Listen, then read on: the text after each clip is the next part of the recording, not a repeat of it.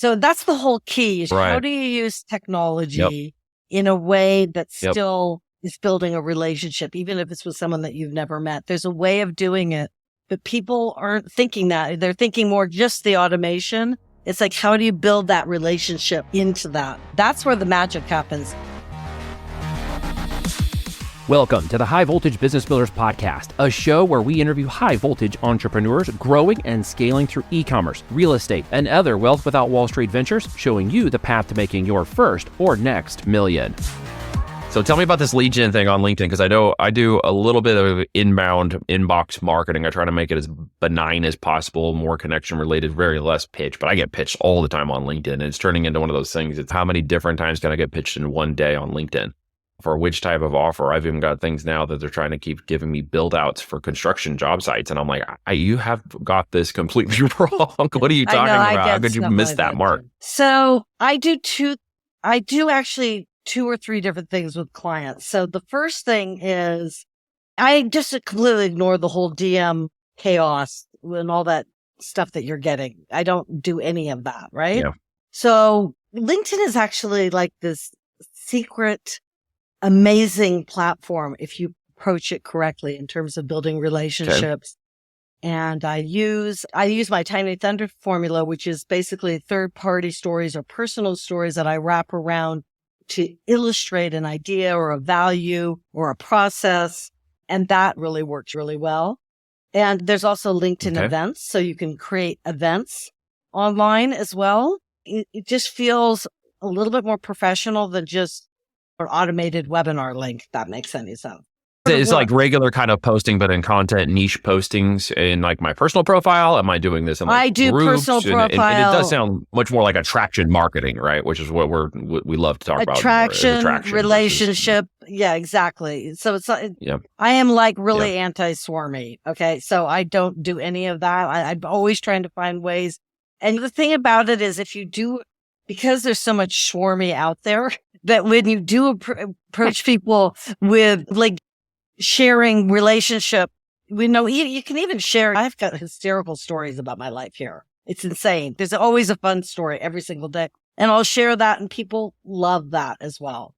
The thing is, people think that people on LinkedIn are like, have their tie on and their suit jacket on. It's just not true. They're human beings too. And interestingly enough, because Tiny Thunder is all about using metaphoric stories, there are millions of them on there, but it's just it's a little bit more intelligent dialogue. As long as you keep away from the whole DM morass, I think you'd be sort of like you open the door to the actual LinkedIn and you get pleasantly surprised. It's just different networks have different feelings. If I had to describe Twitter, it's going into a convention hall where everybody's yelling at each other and no one's listening. Facebook is kind of like that weird family Thanksgiving where it's just very kind of awkward at times with people and conversations. And then somebody just interjects something totally inappropriate into any conversation at any time, right? Which is kind of like family Thanksgivings at time. And then LinkedIn to me is kind of like one of those social gatherings you don't want to go to with 200 business cards you hand out that no one cares of. And they usually throw them away on the other way out. And everybody looks the same, tastes the same, and kind of is this really pompous, professional kind of atmosphere.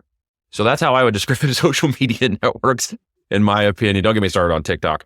Instagram is about to get eliminated, in my opinion, with the whole AI fake thing, because you can go out and start faking AI Instagram profiles with AI creation systems that make it look like real profiles, real travelers, real people, and the whole thing is completely fake. So I think Instagram is about to go through a major shift that they can't overcome. So LinkedIn, again, it just feels like, how do I say this the right way? It feels like one of those awkward high school reunions 20 years later where everybody shows up, right? And they have that weird moment, whether it's, am I really successful or not? Am I that loser they thought I was in high school? Or is this going to be something that's great? And then the weird guy gets out and starts dancing on the stage. And then the two people are making out. And you're like, wait, isn't she married to this guy? And it's this weird thing on LinkedIn, right? Am I wrong? It just feels like that to me. That's actually how I used to think of it. And this is like my new sort of baby, because I'm realizing it's like this sort of really powerful tool that most people think exactly what you think. It's, oh my God, I'm going to die of boredom in LinkedIn. Get me out of here or give me a drink. Right. But actually, if you dig down and you start reaching out to people and you try to ignore, you have to ignore, there's a lot of stuff going on there that you really don't want to be part of, like all those insane DMs that you get, right? I mean, I get hundreds of them every day, and they're trying to my last name is Rice, and some people were trying to sell me rice packages. No, that's there's a lot of Asian DM profiles from these young girls, and you look at it, and it's one picture of a girl and nothing on the LinkedIn profile, and she's like, "Hey, you want sexy time?" I'm like, "No, get away from me. I'm married." I could get the odd man, but I don't get the sexy time thing. That's really weird. funny. What? It's like bad infomercials show up in your inbox. That's not the real tool that I use. So that's sort of like the backdrop, keeping it just sort of, and things happen. And it's funny. I have gotten many clients from LinkedIn, many clients just from the organic stuff that we were just talking about. But that's sort of like just keep creating a backdrop and getting to know the good side of LinkedIn rather than the bad side. What I do, which is a killer, and I know a lot of people are sort of anti cold outreaches, but I'll tell you, if you do them correctly, they are a game changer like you cannot imagine. I'll just give you an example. Right now I'm working with a client who is based in Latin America, which is notoriously, it's in the finance markets, and it's a really difficult target, and it's a difficult region. He's 10x'd his investment in 4 weeks doing an outreach with me. Just incredible. But the reason I talk about LinkedIn is that the tool I use, it's basically the best way to describe it is the problem with most cold outreach is people put like some stupid email on a paper and copy and paste it and just throw it out into the world, thousands and thousands of emails. But that's not the way to do it. The way I do it is it's like hyper-personalization at scale, right? But not scale in the sense of thousands a day, but maybe hundreds a day, right? But they're elegant. I can count on one hand the times people say, "Get out of my inbox." They will either not respond or they will just say, "Thank you very much for your message. I actually really like the message, but this is a service that I need." But we're talking, so I use this incredible state-of-the-art technology coupled with the sort of story-based email copywriting, which is sort of my specialty, and with a lot of strategic thinking. And I get incredible results for myself and for my clients. And you get it right, I'm telling you, it's like having an ATM machine. And it's how did you get started into that? Like, how did you discover it was just personal testing, you going for your own clients and just through that process? I made a couple forays into cold email marketing over the years, always bad results, always like nothing, basically.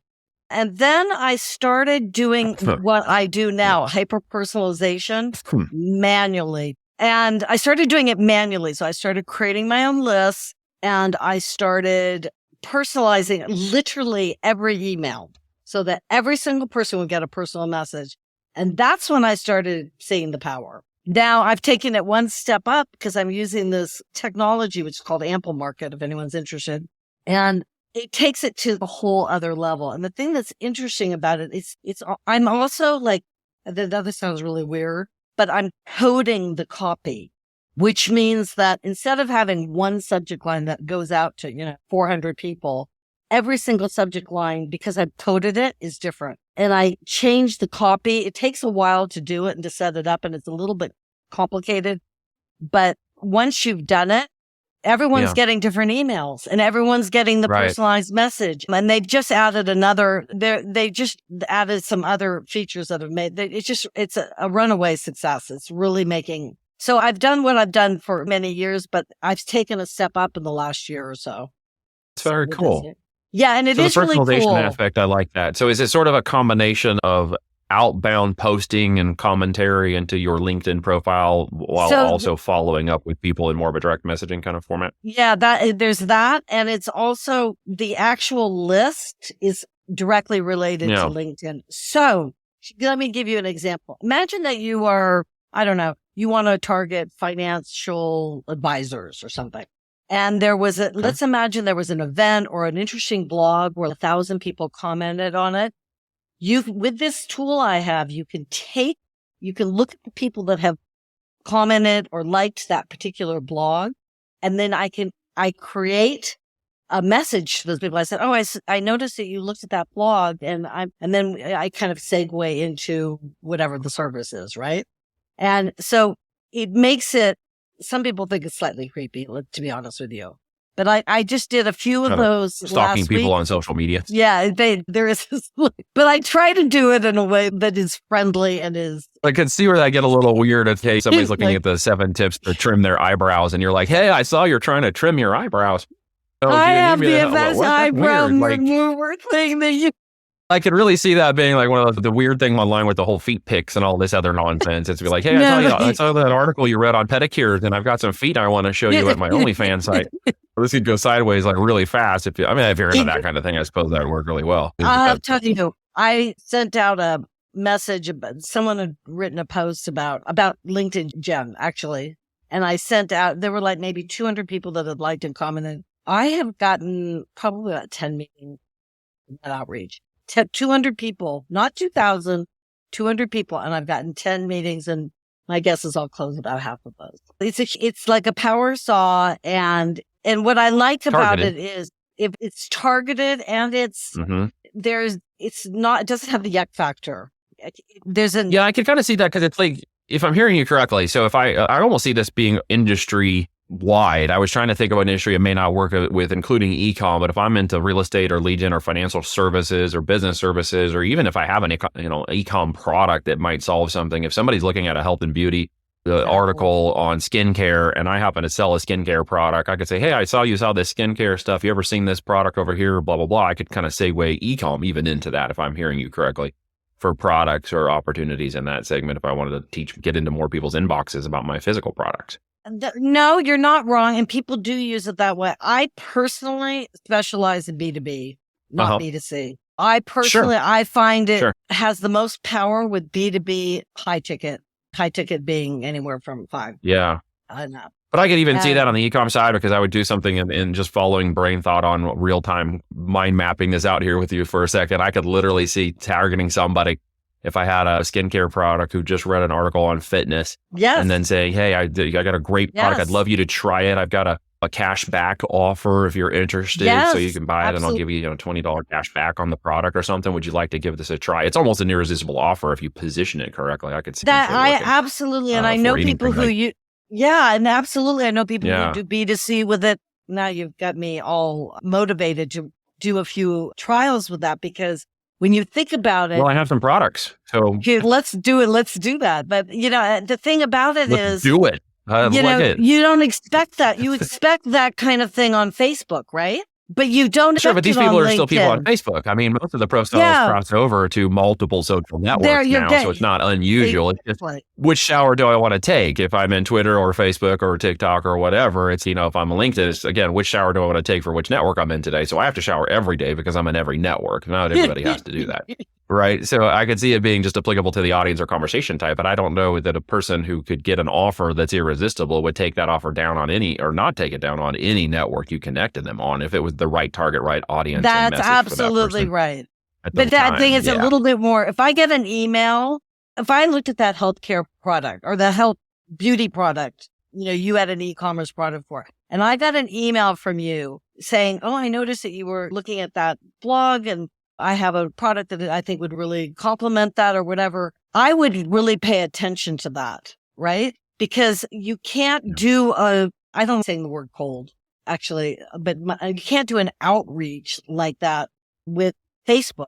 You can only do it with LinkedIn because you might be able to do it on Facebook, but you can retarget people on Facebook, right? But you can't say, "Hey, I saw that you looked at that article," or you can't, as far as I know. You would need some sort of third-party tool or scraping system in order to be able to do it. You might be able to do it.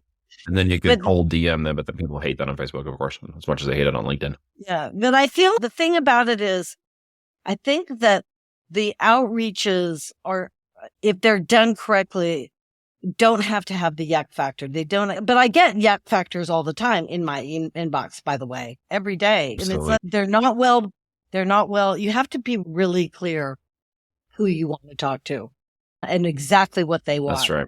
And on Facebook, if I see somebody commenting or I get tagged on something or it's related to the business side of what I'm doing in commerce, I'll see somebody who comments on it. I'll reach out to them and say, hey, I saw you were on that post with such, and he tagged me in it. And I thought you might like to know some information. Just ask me any questions. I'll help you out. So just a non-threatening way of just stepping into somebody's cold DM box, but not being like, exactly. But it's the same, and that's what I'm doing with my campaigns. That's what I'm doing with my campaigns, but just at scale, right? It's the exact same thing, but it's just more, and it's more automated. So that's the whole key. Is how do you use technology in a way that still is building a relationship, even if it's with someone that you've never met? There's a way of doing it. But people aren't thinking that. They're thinking more just the automation. It's like, how do you build that relationship into that? And that's where the magic happens, in my opinion. I'd argue they're even one level different. They're into, I need sales mode. And so mostly they come across a little too pushy, a little too fast, a little too get on my 15-minute call, a little too hard on the sales and less on the relationship. Which typically takes time and an average amount of touch points and other things to draw people in if you're going to do it the right way with real loyalty. And especially at certain high ticket levels above 4 or 5 figures or more, people are going to see you, talk to you, and be around you for anywhere between 30 to 160 days on average, or even more, depending upon where they are and whether or not they trust you. People would you agree that people are kind of pushing back towards more of the long form relationship driven content? Yes, I hope. There's an area of that happening. That's how we were having a debate about this earlier. Because the Reels thing is getting out of control really fast. Has a double autonomy, or was it a double negative? What was that? The Reels thing is getting real fast. My English friends on here, my grammar Nazis, are going to be totally eating me after this one. But the aspect of short content and constant contact, we've gotten into this super scrolling 2-hour, got stuck going through 100 videos or more thing. And I feel the resistance to that coming up. I feel people are starting to resist it a little. Maybe I'm wrong. It's just perception. And of course, saw we put post them out about there that for today. Podcasts and everything else. But so I'm not maybe alone in this. Oh, no, you're totally, they were saying that basically they were saying that short-term Reels and all of that were going to kill direct response. I think it's not helping it to some degree. What I analogized it as, Reels are like the dime bag when everybody really wants the Coke. So at the end, you need to figure out what your dime bag situation is to get them to come to the Coke consumption so that they'll stay there longer.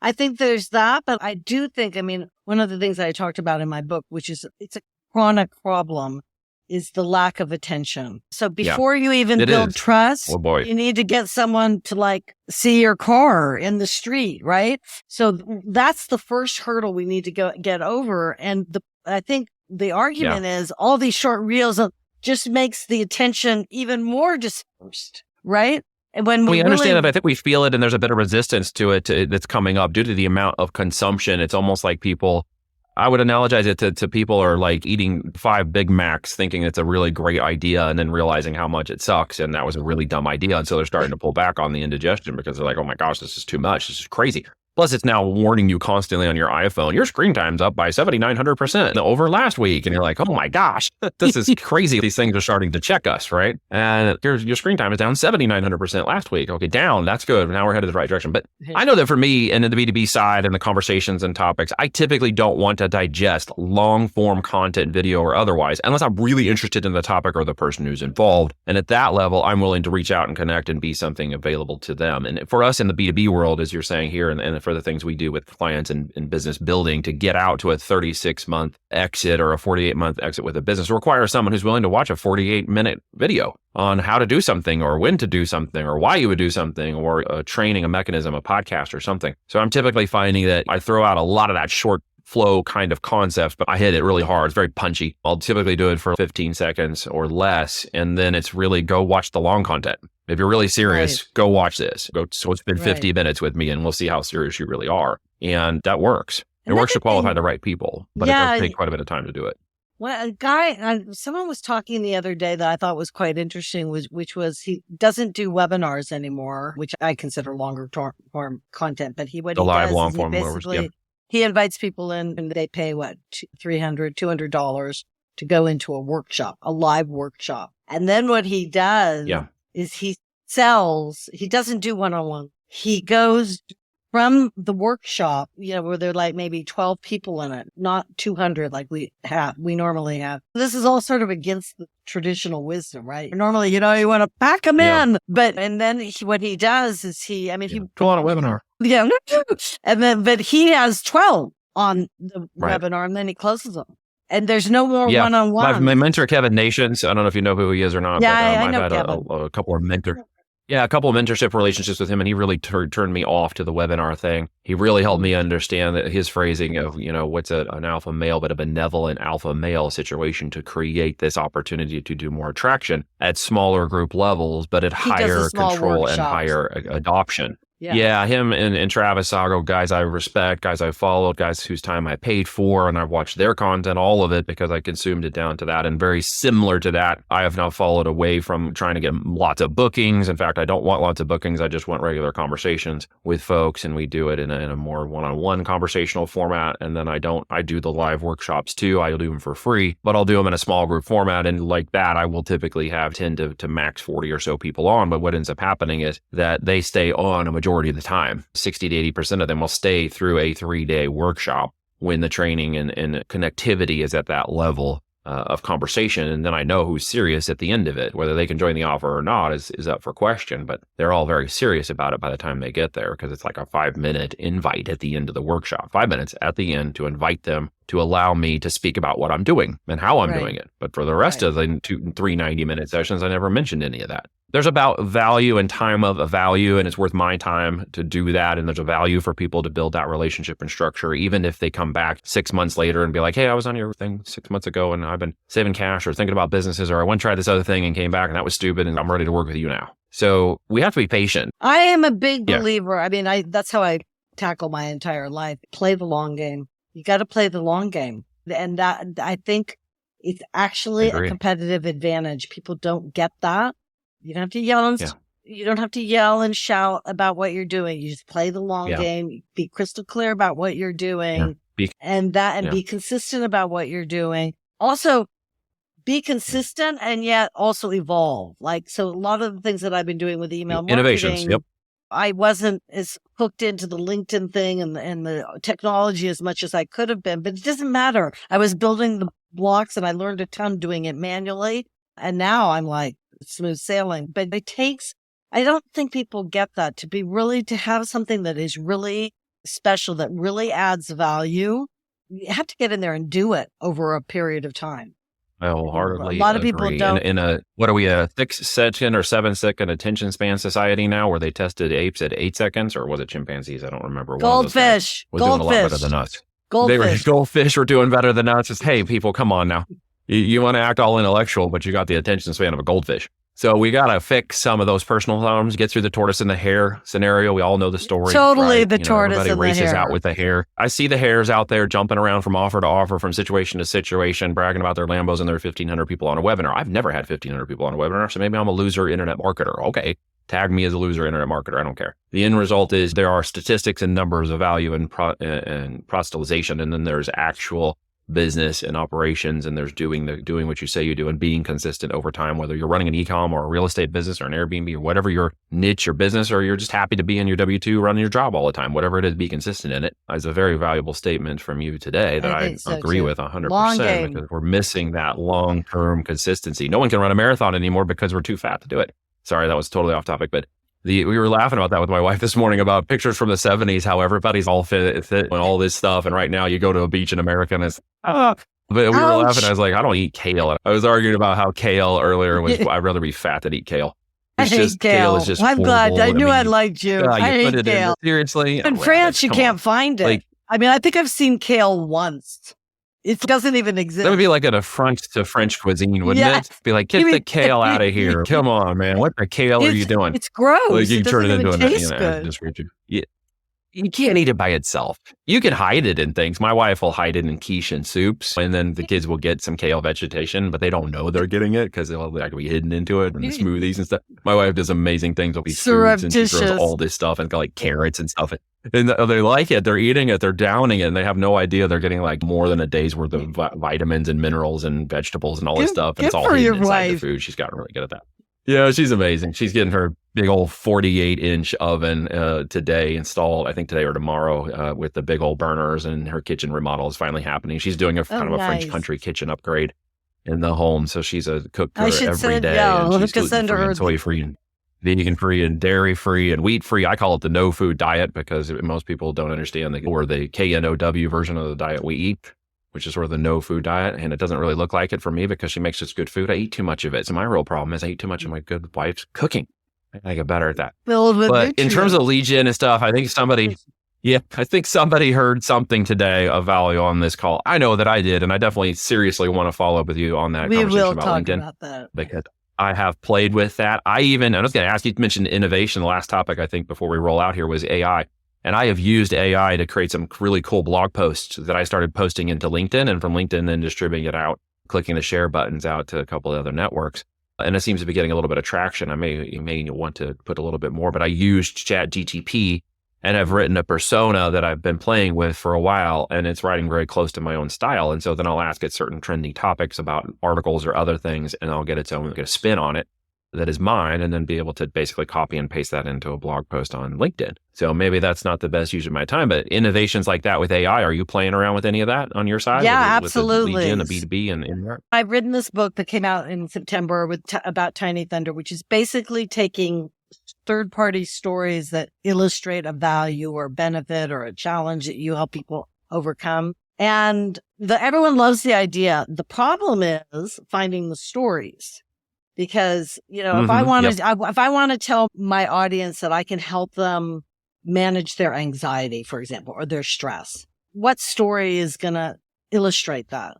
Guess what? My new best friend is ChatGPT because it can help me. It can't write the metaphoric story, but it can certainly help me find wonderful film scenes or children's books or memes that illustrate the problem of anxiety and stress, if you will. So that's the way I like to see it. I like to see it as like my ChatGPT is sort of my new best friend, an assistant that helps me. It doesn't do everything.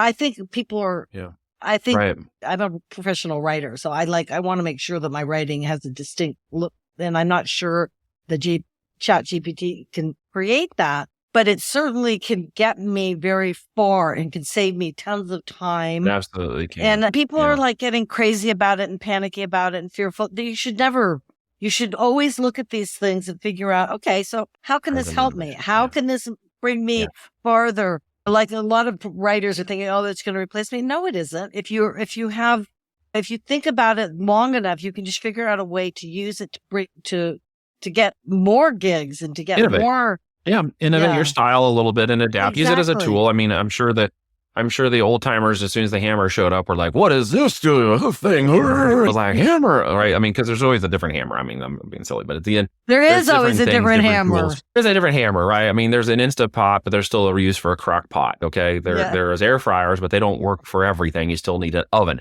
I see it as ways to innovate or optimize certain things myself, and it's interesting to hear you say that. I mean, I've been able to go in and just yesterday show a group of 14-year-olds how to make a video in like less than 7 minutes with somebody else's audio from the content that came from GDP that was put into Lumen and that was put into 11 Labs that put a video out in about 7 minutes that was really professionally done that they could go resell and sell to services or business people who need video content creation. So these are things that basically took 4 jobs and in one moment eliminated the time required to go find all those people, the time to get them all in flow to do it, and then produce an output of a video that they could literally sit there and do in about 10 minutes. There is innovative and transitory things that are going to change this third version of the internet that when 97, 98, and 99 came around in the years past, there was amazing innovations and changes, and people were really scared about how that was going to affect the next stages of the world and their lives and business, et cetera. And then there was the Y2K thing. Let's not even get into that because we all know that was a lot of nonsense. That was but the whole end result of that was it made a significant change,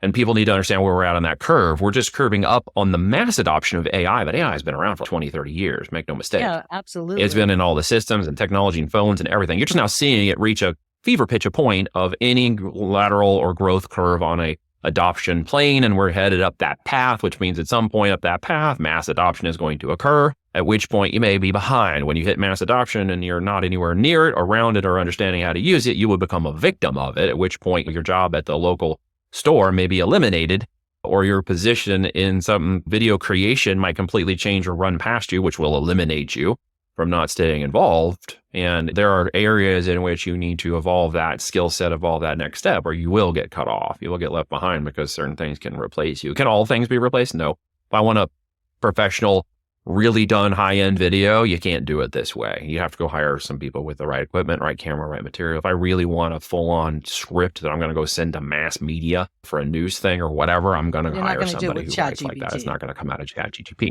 But there are areas of efficiencies and changes that are coming. I can see LinkedIn and Facebook posts and other things. I've used it for writing on Twitter. I saw one earlier that actually rides in your Chrome browser, which is really cool. So you just put a topic into your box on Facebook or Twitter or whatever, and you click go, and then it just writes the topic into there and you hit post. So I'm like, okay, that's efficient. If it's good, I can tweak it. I can change it a little bit. My original message was into the intent of what I was going to say anyways. Yeah. That's efficiency. It's cool. And if I can get my message angled and tightened in, there's benefits to that, right?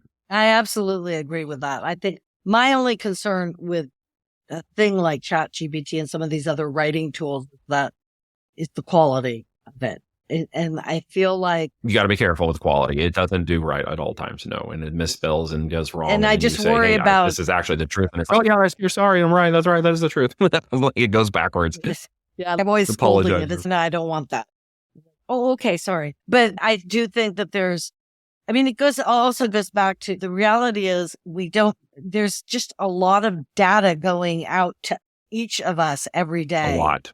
And so I don't think ChatGPT is going to make that any better. I think it'll probably make it worse. So the negatives of it are more and more stuff out there. Absolutely. Quality of it maybe not being as good, but it's like anything. You have to balance it out. That's the negative, but the positive is also all the things that you were just talking about. A lot more efficiency. There's no reason we should be enslaving over our desks 24 hours a day doing Twitters, tweets. That's just ridiculous. Yeah, AI systems and automation can take care of that. Yeah. Well, Sue, we'll have to stop because I could talk to you for another hour. These conversations with you have gone very fun. Any last words of wisdom to leave with people today in the space or thought and mindset you're in right now for today?